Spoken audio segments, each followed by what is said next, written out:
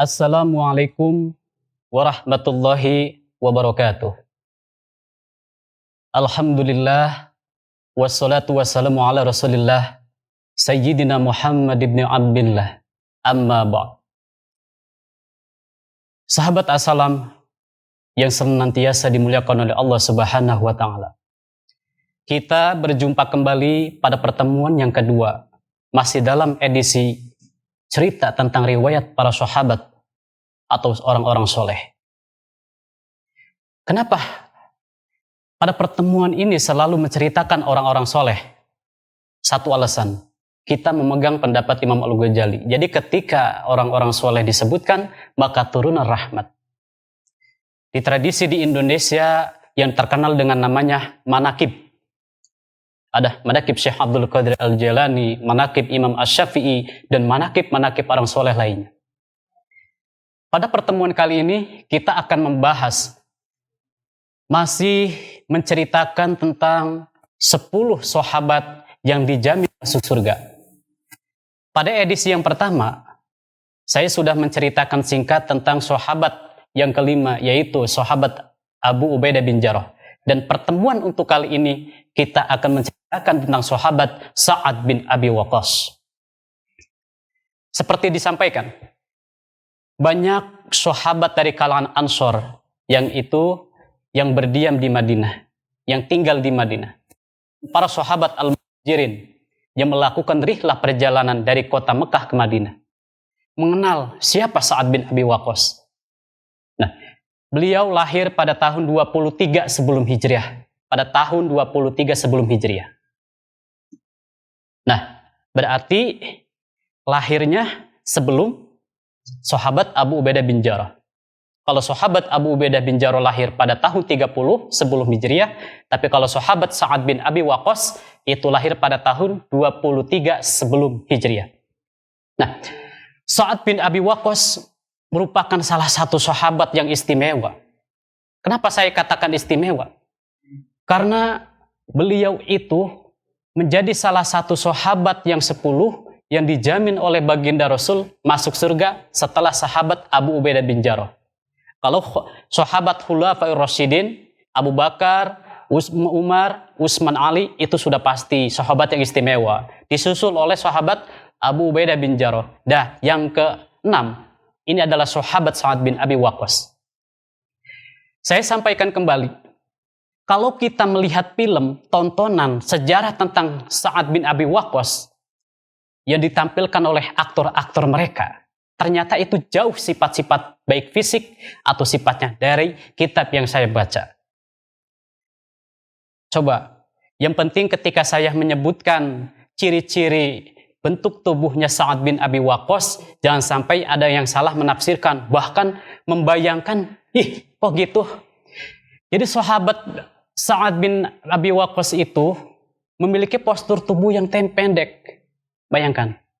Maaf, ketika saya mencapai seperti ini, jangan sampai para hadirin dan para pemirsa yang melihat tontonan ini sudon terhadap beliau. Saya hanya menyampaikan bentuk tubuh Sa'ad bin Abi Waqqas radhiyallahu anhu sesuai yang ada yang kitab. Jadi postur beliau itu pendek. Jadi di bawah baginda Rasul. Tubuhnya pendek, badannya agak gemuk, rambutnya keriting. Itu sahabat Sa'ad bin Abi Waqqas. Lucu oleh baginda Rasul mengatakan ini sahabat yang paling lucu, tapi luar biasa perjuangannya menegakkan panji-panji Islam. Saya sampaikan lagi, ketika saya menyebutkan bentuk tubuh Sa'ad bin Abi Waqqas, jangan sampai ada yang salah menafsirkan. Karena apa yang saya sampaikan, yang di kitabnya seperti itu, yaitu tubuhnya pendek, rambutnya keriting, lehernya agak besar ke atas, dan bentisnya gede. Jadi pendek itulah. Udah, kita nggak usah membayangkan yang tidak-tidak. Kita husnudun aja bahwa bentuk tubuh Sa'ad bin Abi Waqqas itu istimewa. Karena siapa yang menciptakan? Karena Allah, bukan kita kan. Jadi kita nggak boleh protes. Nah, Sa'ad bin Abi Waqqas ini lahir pada tahun 23 sebelum Hijriah. Beliau masuk pada usia 17 tahun melalui tangan sahabat Abu Bakar. Sahabat Abu Ubaidah yang tadi pertama disampaikan masuk Islam karena pelantara Sayyidina Abu Bakar, dan Sa'ad bin Abi Waqqas juga sama. Beliau masuk Islam melalui tangan Sayyidina Abu Bakar radhiyallahu anhu pada usia 17. Apakah sahabat Sa'ad bin Abi Waqqas ketika masuk Islam dalam keadaan tenang, tentram, damai? Tidak. Jadi ketika para sahabat yang baru masuk Islam, beliau semua akan mendapat ancaman dari kaum kafir Quraisy, termasuk sahabat Sa'ad bin Abi Waqqas.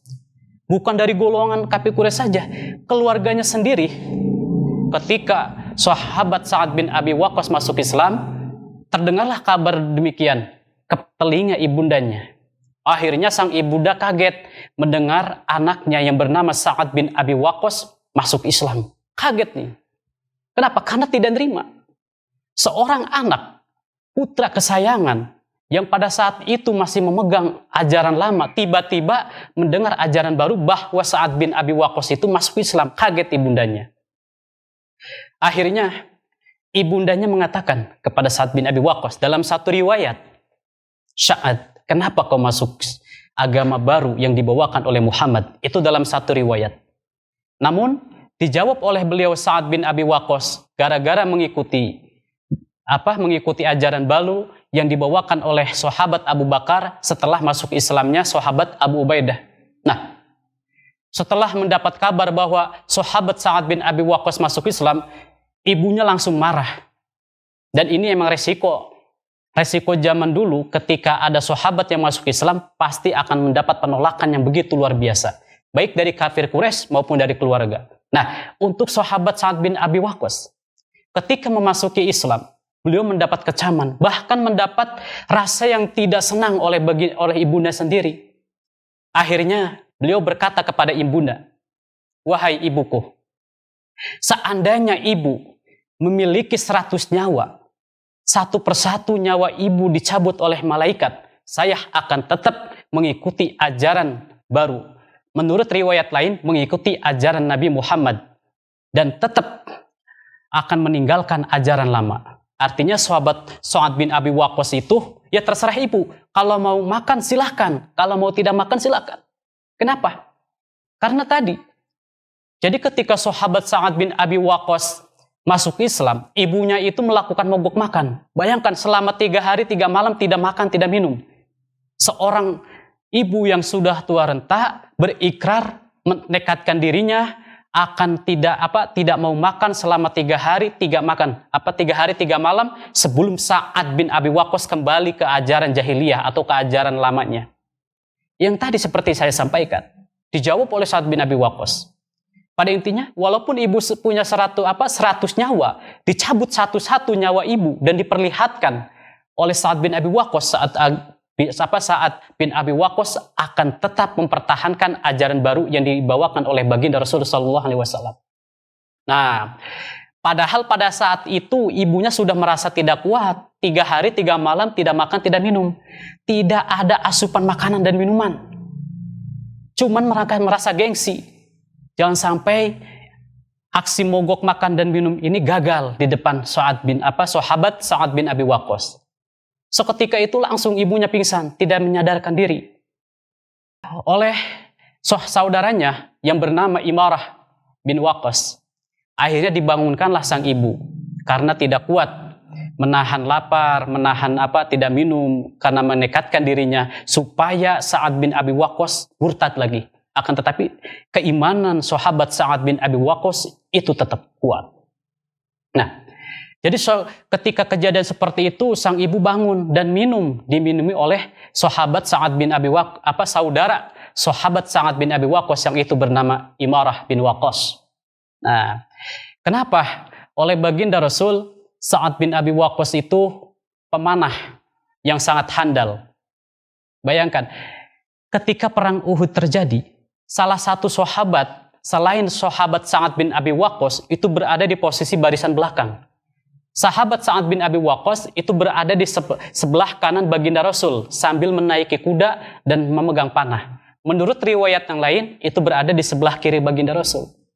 Nah, dalam bayangannya, ketika sahabat Sa'ad bin Abi Waqqas melakukan peperangan, terutama perang Uhud, Suatu kejadian, sahabat bin Abi Waqqas itu tidak berani memanah karena memikirkan ibundanya. Dalam satu riwayat seperti itu, tidak berani memanah. Biasanya itu sahabat Sa'ad bin Abi Waqqas selalu meluncurkan anak panahnya yang pertama kali. Oleh baginda Rasul ditanya dalam satu riwayat, "Wahai Sa'ad, kenapa engkau tidak melepaskan anak panahmu?" Sejenak berpikir, akhirnya Rasul tahu, "Sa'ad, panahlah. Ayah ibuku," maksudnya ibunda baginda Rasul dan ayahnya baginda Rasul, "ayah ibuku akan menebusmu." Akan menebusmu. Artinya baginda Rasul menyampaikan kepada sahabat Sa'ad bin Abi Waqqas, jangan ragu, langsung memanah, nggak usah memikir ibu kandung. Karena apa? Karena sudah dijamin oleh baginda Rasul, orang tua baginda Rasul, yaitu Sayyidah Siti Aminah dan Sayyid Abdullah sebagai jaminan. Akhirnya panahlah beliau. Nah, di situ. Dalam cerita lain mengatakan Sa'ad bin Abi Waqqas itu ketika menjelang wafatnya, beliau itu terbaring lemas dalam posisi sakit yang sangat luar biasa. Dalam hadis bahwa Sa'ad bin Abi Waqqas itu meriwayatkan hadis sebanyak 271 hadis. Di antaranya dari Sayyid Abdullah dan Abdullah bin Umar dan Ibnu Abbas atau Abdullah bin Abbas. Salah satu riwayat cerita tentang Sa'ad bin Abi Waqqas. Beliau ketika bertemu dengan baginda Rasul dalam keadaan sakit, beliau berkata seperti ini. Rasul pernah menjengukku pada masa haji perpisahan atau haji wada. Dan aku berkata kepada beliau, "Wahai Rasul, sekarang aku dalam keadaan sakit sebagaimana yang kau saksikan kepadaku." Nah, setelah itu, Sa'ad bin Abi Waqqas itu berkata kepada Rasul, "Ya Rasul, ya Rasulullah, aku memiliki banyak harta kekayaan. Aku akan sisihkan atau bagikan separuh hartaku untuk perjuangan Islam." Kata baginda Rasul apa? "Tidak ya Sa'ad."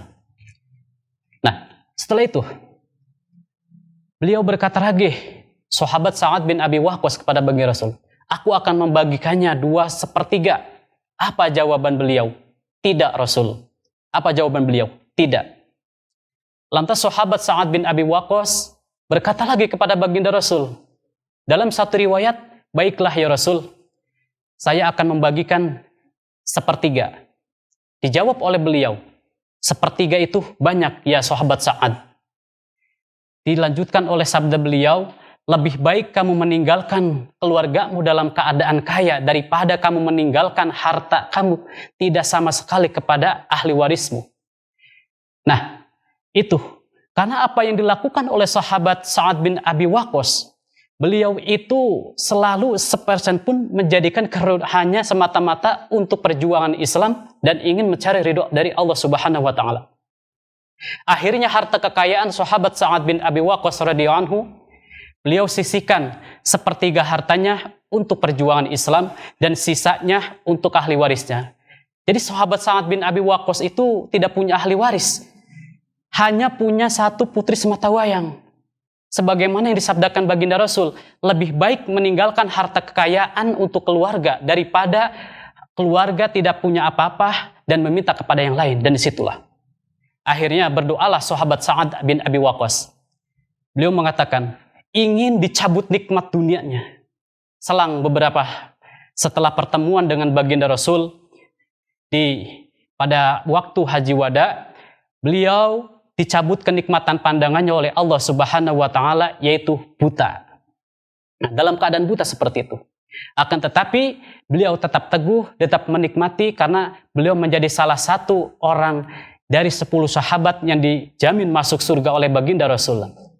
Dicabutlah kenikmatan dunia Sa'ad bin Abi Waqqas. Karena sahabat Sa'ad bin Abi Waqqas, beliau itu meninggal bukan dalam situasi perang, seperti oleh sahabat Abu Ubaidah bin Jarrah radhiyallahu anhu, meninggal karena wabah. Kalau sahabat Sa'ad bin Abi Waqqas, beliau meninggal dalam keadaan sakit dan dalam keadaan buta. Ditarik kenikmatan dohirnya dan diberikan kenikmatan batinnya oleh Allah Subhanahu wa taala. Karena sudah mendapat jaminan masuk surga oleh baginda Rasulullah sallallahu alaihi wasallam. Nah, baiklah para pemirsa sekalian, ini adalah pertemuan yang kedua, masih membahas tentang 10 sahabat yang dijamin oleh baginda Rasul masuk surga. Yang pertama, pada pertemuan pertama kami sudah menyampaikan sahabat Abu Ubaidah bin Jarrah Yang kedua yaitu sahabat Sa'ad bin Abi Waqqas. Mudah-mudahan kita bisa mengambil hikmah apa yang bisa disampaikan pada pertemuan ini, yaitu berjuang teguh demi agama pasti akan balasannya yang sempurna. Terima kasih. Kita akan bertemu kembali di pertemuan yang ketiga tentang masih mengenai cerita riwayat sahabat Nabi yang dijamin oleh beliau masuk surga. Dari kami, wassalamualaikum warahmatullahi wabarakatuh.